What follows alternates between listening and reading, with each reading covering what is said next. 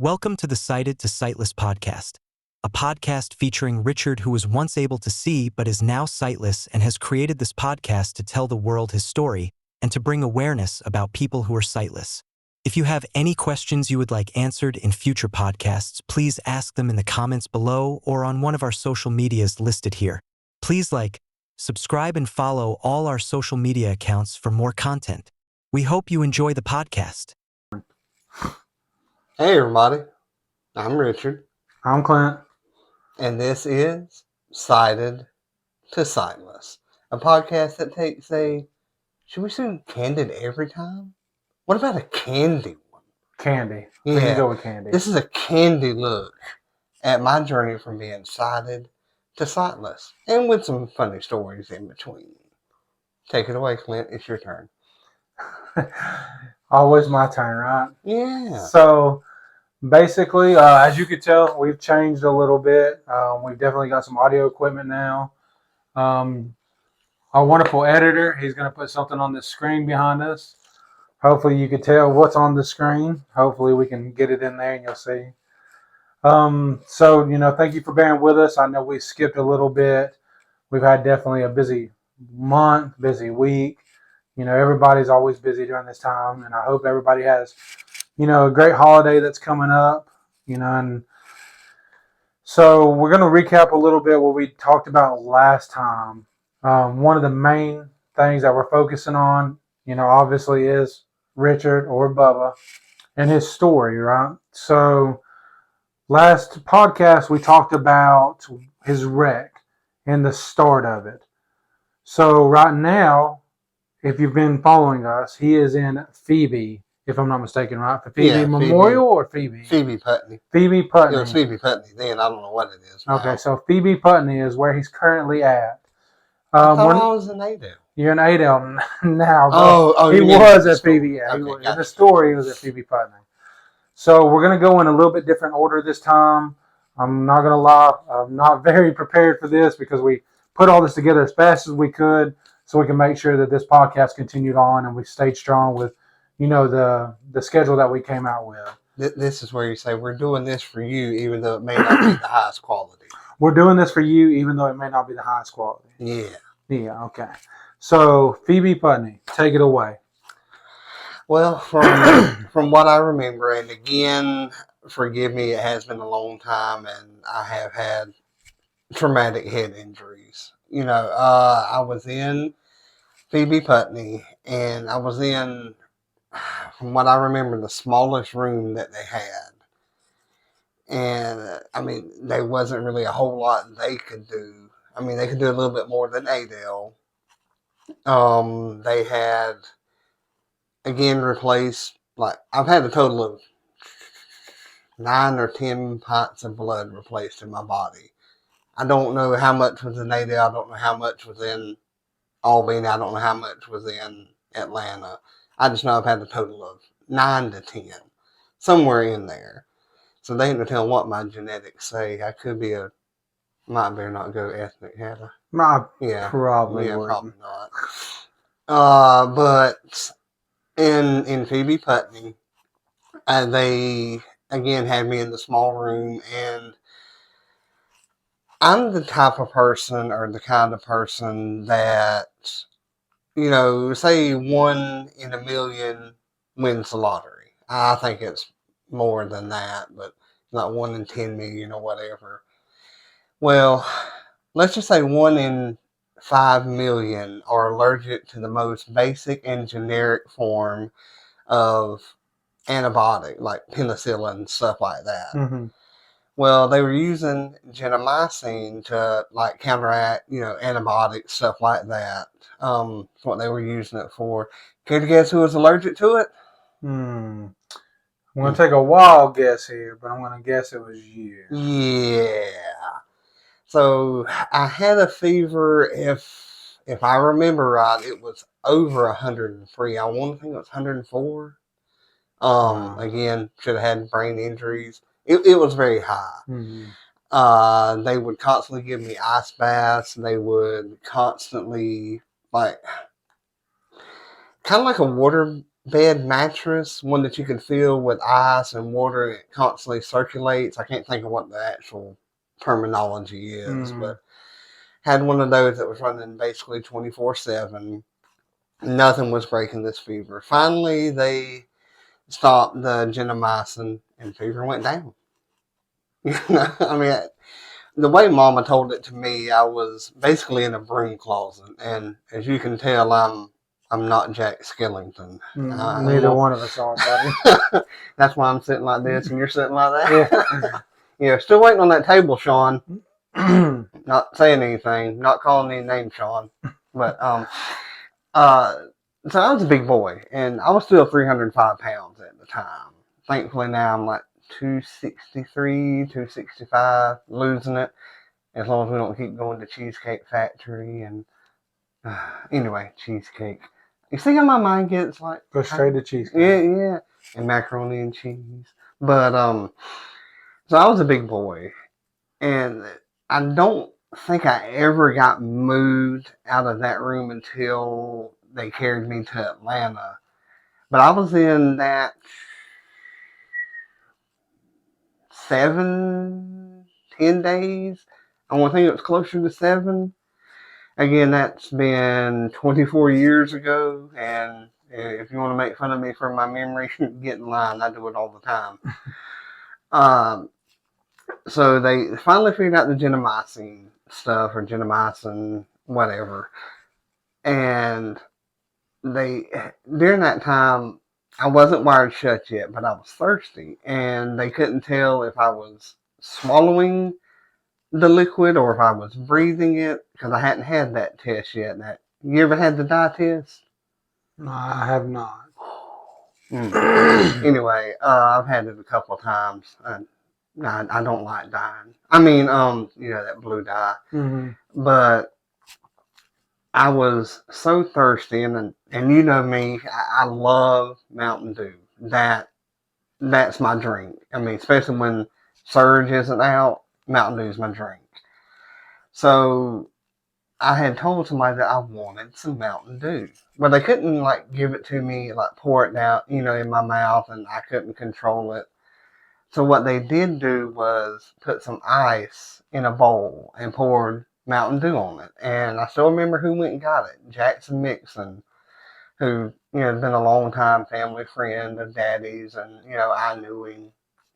Went and got me a 12-pack and brought it back, and they would pour it in there. They would soak a sponge in it and then put it in my mouth and let me basically take my tongue and press the Mountain Dew out of the sponge. Mm-hmm. It sounds weak. It sounds like not important, but I still haven't had a Mountain Dew that tastes that good.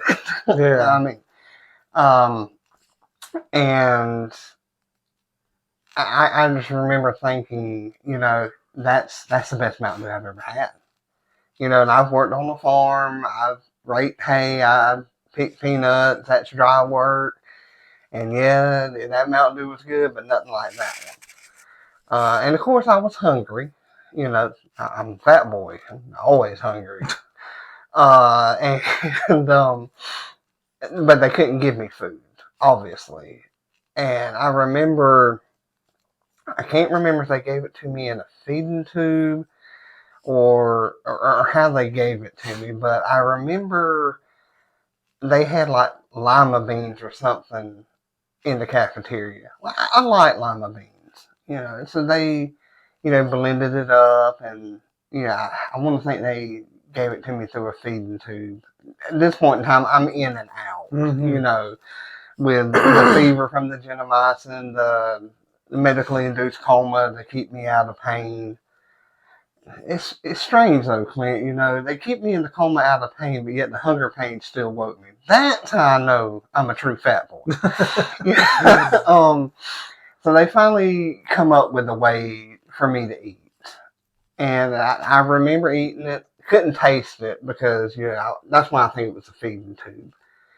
And I had eaten it. Well, I hadn't eaten in probably 3 or 4 days, something like that. Well, it hit my stomach, and I remember telling them, I'm like, I gotta go to, like, pointing to my stomach like that, like, I gotta go to the bathroom, Mm-hmm. And like, oh, you got a colostomy bag on, you'll be fine. And I remember laying there like, huh. And you better have a 55-gallon drum connected to me. And I pointed to, my stomach again. They're like, no, it's okay. You can just let it go. Well, I tried a third time to tell them that I needed to go to the bathroom. I guess they thought I was retarded. And I know that's not politically correct. I'm not politically correct, so get over it. And they said, go, just go. Mm-hmm. I did. I blew off the colostomy bag. Oh, wow. Oh, yeah. And I remember hearing the nurses like yelling, like, oh my God, oh my God. I'm like, I told y'all. Yeah, I told y'all I had to go. But, they cleaned all that up. And I don't remember many specific people that came to the hospital. Mama has passed on. Daddy was there. Jackson has passed on. Dennis, that I worked with at Dorsey's, a butcher in the meat market. He had come up there, and a few others had passed on, because I wasn't ever one that really hang out with a lot of young people because I was always with Daddy or Papa or Mama, and they had older friends, and it's that time because we ain't too far away either. That's right. When you think about it. So that was a funny thing there, but I do remember Miss Patricia, Jessica, and Marie, and I won't say last names unless, they're mine, like my last name, but I remember them being there. You met Jessica in Walmart the other day. Mm-hmm. Her mom and her sister came, and I remember them. And, it finally came around, and I remember Mama telling me that Miss Kim told her that I was going to be okay. And she brought Mama some. You ever had the kettle cooked sweet potato chips? Mm-hmm. Actually, I have, yeah. Oh, I got some after I got out of the hospital. Then I got mad at Mama because she had them there while I was in the hospital and couldn't eat. But delicious. I love them. Again, I'm a fat boy. I love to eat. But they then carried me. Got it set up with not Eagleton or Scottish Rites Hospital up in Atlanta. And they were going to fly me up there. They brought Life Flight there to pick me up from Phoebe Putney. And I don't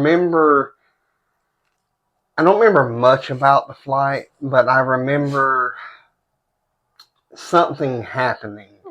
And I think I had the trach at the time. I think they had put a trach in. But I remember like breathing and it sounded like a duck call for as funny as that is now. Mm-hmm. But it was serious then, And the people on the lifeline was like, it's okay, it's okay, it's okay. And I'm thinking, it better be okay because I can't do any different, So we arrived in at Scottish Rites, and Mom and Daddy, of course, had to drive up there. And we get there, they finally arrive, and then they start talking about, surgeries to fix stuff. I mean, some of the swelling had gone down by this time. The fever had gone down. Still couldn't see. Still can't see. And whenever we got there, they decided they were going to, do the surgery to basically fix my skull, Mm-hmm. my face. But that's where I got like the scars that are up here, and if you want to find out more, tune in for the next episode. So basically now we've moved from Phoebe Putney to Scottish Rites. Okay, Scottish Rites in Atlanta. So, I mean, a couple of things I kind of took away from that, and I'm sure other people are taking things away, and again, please ask us if you have any questions about what you just heard or the episode before that. Any episode, really, definitely ask us questions. But that's a lot of pints of blood.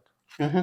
I mean, that's our body a lot. has 9 in it. I believe 9. in your body at one time. And you lost 5? No, I've lost 9. I've had 9 replaced in my body. 9 replaced. 9 or 10.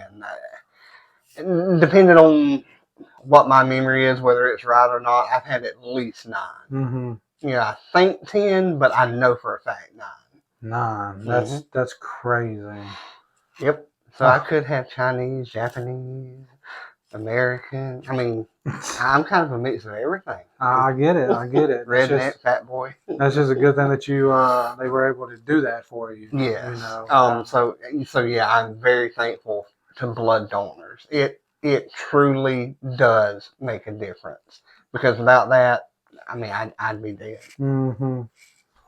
Then the other like major key takeaway, which I know this isn't really I mean, really it is a major one, or it is to me at least. You know, the feeding tube part of it. So I'm not sure if I've actually ever asked you, but like exactly how long did you have the feeding tube in? Which time?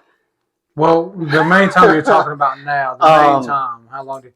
Well, I was trying to be a smart butt, but basically, I've had it twice, 2 times I can remember, maybe 3. Mm-hmm. I had one of them, and this is why I think it was a feeding tube. Whenever I got to Phoebe Putney and they were gonna give me something to eat, you know, because they could put boost and stuff like that straight through it into my stomach. From then, so I'll say maybe November 27th through, I think they finally took it out on Christmas Day or the day after Christmas. Because the first time I had any food of sustenance, anybody watching this wouldn't think it's sustenance, but for Christmas Day in 2000, I got ketchup and mustard mixed. Of course, mixed with blue dye, because I wanted to make sure I wasn't, you know, breathing it, that I was actually swallowing it. And I got, unfortunately, orange juice mixed with blue dye, making the most horrible color combination imaginable, orange and blue. Yeah. But I want to think, I do remember one time whenever the feeding tube got pulled out because it got hung. Like up in this area up in here, and that thing's painful, let me tell you.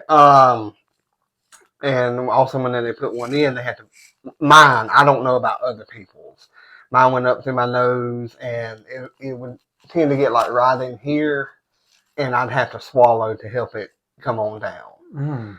So I know I've had at least for 30 days. It could have been 15 days, and then they have to take it out. That being trivial to that point, I don't remember. You know, but I know I've had to help them get it back in at least once or twice. Wow, that's amazing. Well, I mean, it sounds to me like you were strong-willed and you got through that. I mean, you're still sitting here, right? So you had to be a little bit strong-willed. At least I think I am. Which is really neat, because that's actually our viewer question for today. That brings it into it. Yeah, so see what you did there? You're learning. You've been YouTubing, haven't you? A little bit of YouTube. So our question comes from Larry. So thank you, Larry, for asking questions. Continue to ask. We appreciate it. Yes. I'm not sure if I didn't really write down the question to read it off verbatim. You want me to ask myself the question? But I'm gonna kind of you know, stay true to the question here. So basically, have you always been as strong-willed as you are now? Because the people that know you, yeah, always tell you, hey, you are strong-willed, you know, but you don't like, you know, the people that know you saying that because you're just you. But people that just meet you and know you for, you know, about a week or 2 weeks and have really got to know you in that week or 2 weeks, they're like, that is probably the most strong-willed person I know. You know, I can't believe he did all that. You know, and it's like you say, and that brings up the question that you asked me, you know, why don't I take compliments? You know, and I'll lead into Larry's, you know, question. I'm just me. I don't know how to be different. I was brought up not, you know, compliments are cool, but, you know, I don't want the focus to be on me, again, which is why this podcast it's so hard for me. But it's also something that I need to do to help me, at the same time. Um, but I've known Larry too long, maybe. We've known each other over 10 years. I want to think probably closer to 15. And he has always known me to be the strong-willed person that I am. And I haven't always been that way. I was strong-willed in the hospital, meaning that I was going to get out of there and I was going to come home. I meant that because, I didn't want mama to hurt. But the first, probably, I won't say it lasted over a year, but, and I notice I say that a lot, it's time for me to try to gather my thoughts, especially with something this deep. But I remember thinking, and I remember contemplating suicide because I knew that my life couldn't be what I wanted it to be. I wanted to be a welder or, something along those lines. And I knew that job was out. I mean, who's going to hire a blind welder? And we can laugh about it now. Yeah, now I can. But I remember, and you never saw the table here, but there was a table sitting outside not where my table is now, but in the other area where it was at. Mm-hmm.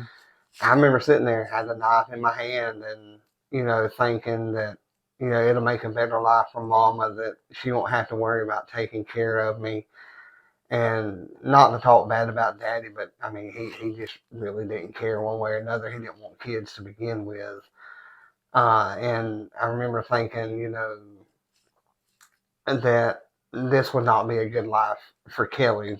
She'd always, quote unquote, play second fiddle, if that makes any sense. Mm-hmm. Because, Mama would obviously try to take care of me first. And this was in my head. Mama never once said that. Mm-hmm. And I remember thinking, it'd be so much easier on them. And I mean, I had the knife pressed to my wrist. I knew how to do it. And I'm not going to tell people how to do it, but I know how to do it. Mm-hmm. And I sat there, and it's like whenever I had the wreck, I remember seeing Papa, and I've talked about that. I think I've talked about it. I know I've talked about it. I just don't know about it on the podcast. And he told me that it wasn't my time yet. If I haven't talked about it, I will. If I already have, again, the brain injuries, get over it. But it's like I just had this presence come over me, and I mean, I've been saved. I've been a Christian since July of 1999, and it's like God stayed my hand. And I remember thinking, and feeling, feeling doesn't do it justice, but that's as close as we can get to Mm-hmm. it, in describing it. And I could have physically kept doing it, but I don't think I could have. It's like I got this feeling that, God said, no, I have more plans for you. And, I'm not judging anybody that commits suicide. I've been to that point.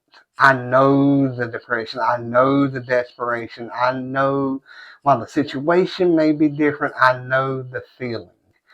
And I remember, thankfully I didn't get mad and throw the knife or slam it down, because then I probably would have accidentally cut myself.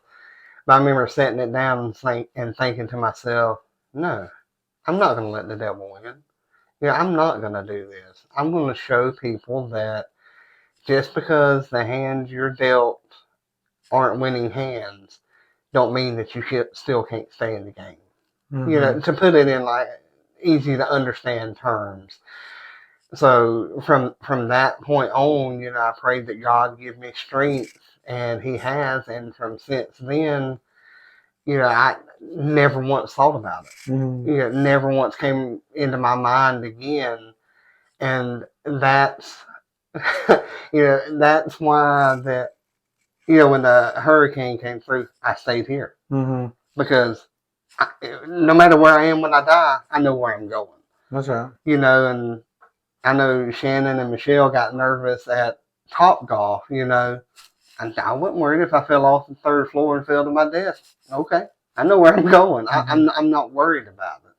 So therefore, nothing's going to get me down. Do I still get depressed? Yes. Especially whenever I look at my bank account and it says, Welcome to America. Exactly. Welcome to adulthood, right? Exactly. But from that day on, it has never even came close to entering my mind, because there's nothing on this earth that's worth it. Nothing worth, killing yourself, because there's somebody out there that needs you, and God has blessed me with several close people like you and Shannon, and you say that I'm a blessing to you. Could you imagine how it would be now that you know me if I had committed suicide? No, I mean, I understand where you're coming from, and I get it. Yeah. I think that explains a lot about you, and especially the question that Larry asked about have you always been strong-willed, because that proves that you haven't been, Mm-mm. and and the world would definitely be, in my opinion, and I'm sure a lot of other people's opinions, the world would be a different place, if you had done that. Unfortunately, several years back, I had a really close friend of mine, like brother to me, like very, very close. Unfortunately, he did commit suicide. And I think about him every day. It hurts me, Mm-hmm. and I can only imagine how bad it would hurt. If something like that would have happened to you. Would have hurt Mama. I mean, Everybody around you. So and really quick, just before we move on from this, I just want to say this. If you're contemplating that, please, please, please reach out. Yeah, reach out. There's a hotline. There's a hotline for that. I'm going to point right here because our editor is going to put it up here. I'm actually wanting him to put it. The hotline is right here. Please, please, please call this number. Reach out to him. Reach out to me. Yeah. Reach out to the podcast. Reach out to somebody. Please, please reach out to somebody. It's not worth it. It's not, and I'm sure whoever you reach out to and tell them what you're going through, there's always somebody out there that's willing to help. Oh, yes. So please reach out, and don't let, basically like he said, don't let the devil, take over. Don't let the world dictate what you do. You dictate what you do. That's right. That's right. But so moving on past that. Time to lighten the mood. So we actually have a pretty funny story that I actually know. It actually doesn't involve me. So we're going to move on to somebody else and kind of, bring them into the spotlight a little bit, since he was the viewer that asked the question. Bo's going to take it away and tell you a funny story about him and Larry. All right. It was a bowling tournament somewhere up near Helen. Helen wasn't the actual destination, but we went there, because we went up a couple days ahead.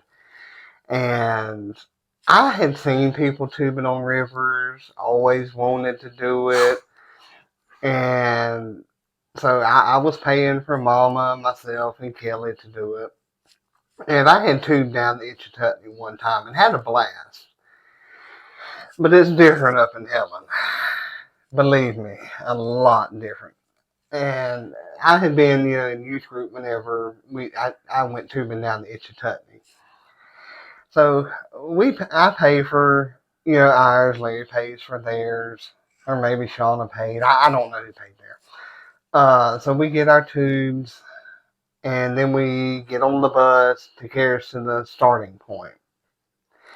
Should have known something about this day, because we had made a wrong turn and didn't get there till late, so we had to catch the next bus to the drop-off point. We get there. Larry and all them get in the water. Mama and me get in the water. I'm going to hold on to your tube so you don't float away. Smart. Until we get in the water. And we realize there's no chance of me floating away.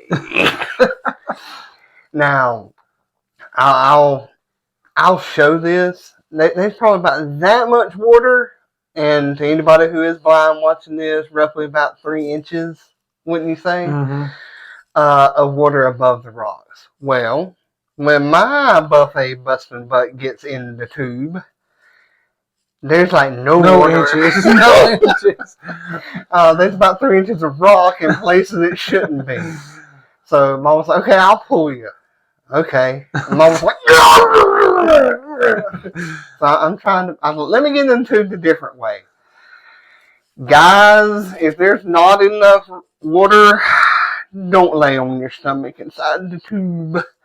So eventually, I turn around and we get out into the water. So we think. We float about 10 feet and I get another rock. And Mama hits her up. And I'm thinking, if I wasn't so fat, we might could tube. Now, Larry and Shauna, them are all going on down the river.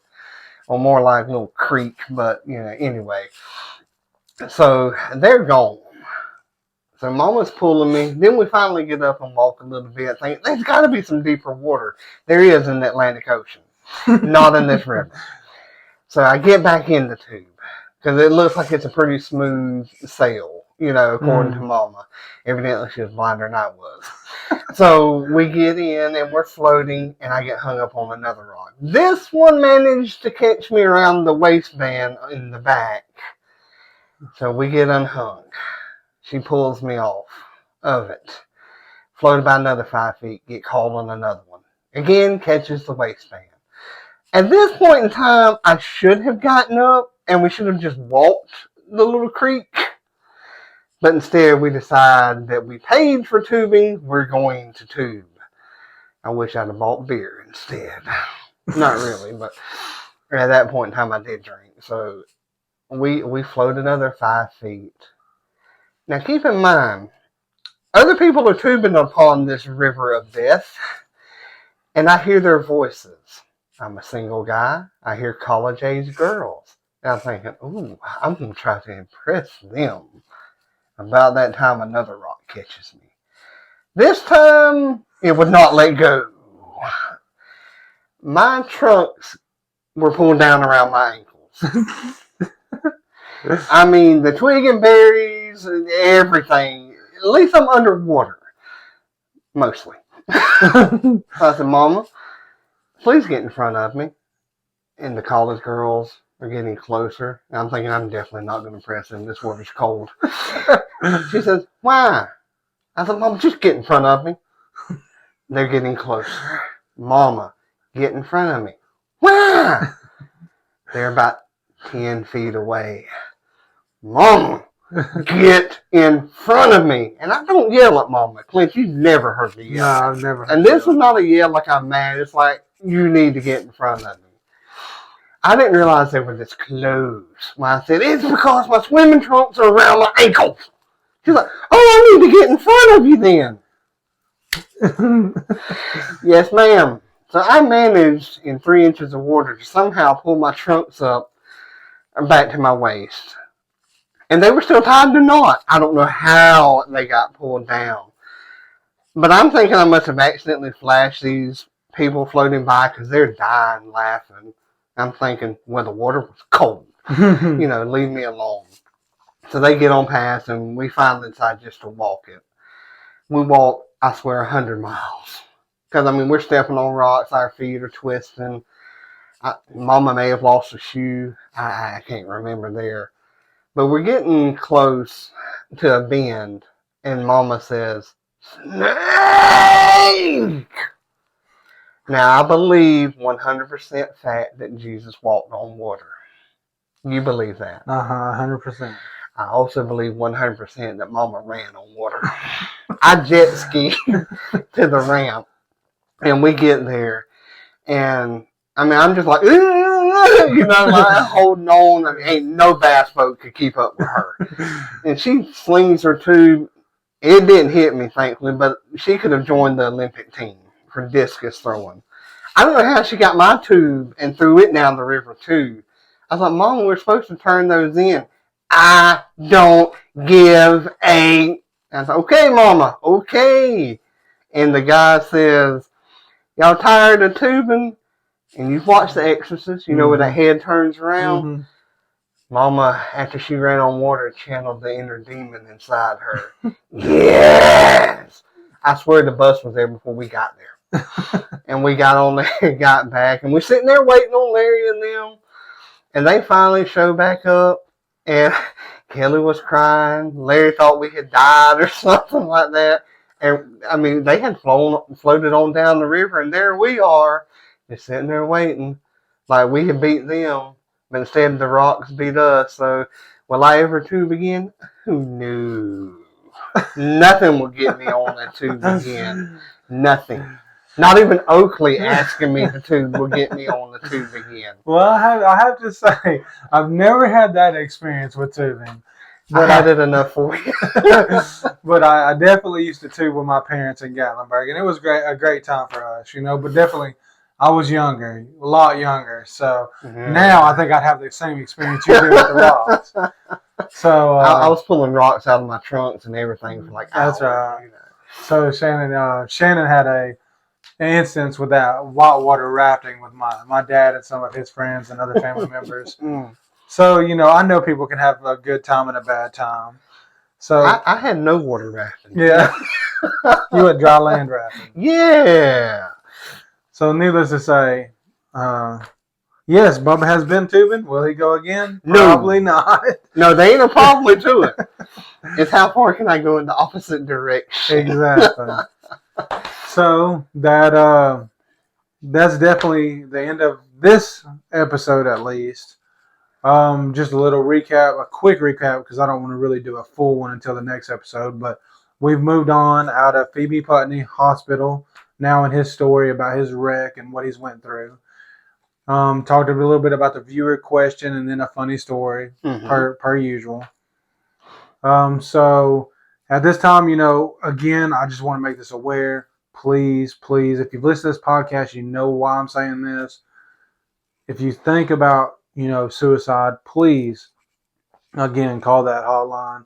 Reach out to us. Reach out to somebody. Yeah. Because there's always somebody that cares. You know, just drop down on your knees. Pray to God. You know, pray. Please don't let the devil get a hold of you, because you're definitely special. And you can definitely do something better for the world. Keep in mind, the devil can do a lot, but you have the most powerful weapon in Jesus. He can beat the devil and will beat the devil each and every time. That's exactly right. Exactly right. Time to wrap it up. Like, subscribe, please. YouTube, TikTok, Facebook. Instacart or Graham or Instacart. He's going back to food. Instagram. We have all our socials up. They're all running now. They all have links for them where you can watch our episodes, listen to our podcast. Show support, please. Send questions in for us. Let us know how you're liking it, what we can do different. I know the angle right now that you're watching, it's going to be adjusted a little bit. We've got new mics. I'll show them off. Right here's one. Right here's the other. I wasn't going to say about somebody forgetting the tripod. Yeah. So, you know, I mean, obviously we could always use a couple different things, but we're working towards making everything as good as possible for all you viewers out there. All the viewers. Your sideys. All the sideys. But hey, if you want to help, you know, by all means, we'll mention your business, mention anything that you're doing. You know, if you want to help sponsor, we're not asking that you sponsor, but if you want to, if you feel the need, yes. And again, you know, ask any question. It doesn't matter. Clint will tell you, I don't get offended. You know, and I will answer truthfully and honestly, which is kind of the same thing, but I don't know why we always say that. And if it's something that we can't or we cannot answer on the podcast, like live or, you know, just even verbally, we'll message you. Yeah. We'll get you to answer. I mean, for sure, we will answer you with whatever question you have for us. And we have gotten 25 YouTube subscribers, so I will be taking the eye shower or whatever you want to call it. Drum roll. That wasn't a good one, but drum roll. No, it wasn't, but it's okay. It's okay. So I will be taking that on the next cold day that we have. Maybe next year, probably. Definitely a cold day. Yeah. I'll make sure of it. And if we get 50 YouTube subscribers by Christmas Day, you have a week from this podcast, I will do the 1 chip challenge. And Cody said he will do it if we get 100 by New Year's Day. I wasn't sure if that was to the Facebook page or to YouTube. Either way. It doesn't matter. Either one, 100 subscribers, he'll do it. Yeah. I'll do it just because I do it. I don't really care. Just do it. I like hot stuff, so I'm okay with it. Yeah. I mean, I am too, but I want to try to give him like a goal to search for and reach for. But, it'd be funnier for you and Cody to do it 100%, so I'm down with that. Yeah, if we could get like 200 subscribers, we ought to do that Stinky Fish Challenge. I'm Clint. And I'm Richard. I know who I am. And this has been Sighted to Sightless. I'll see you. And I'll hear you. Next time. Maybe. Thank you for watching. We hope you are enjoying the Sighted to Sightless podcast and all the improvements we have made so far, and still have more planned for the near future. If you are not already, please subscribe to our social medias for more content like this and share our videos with your friends.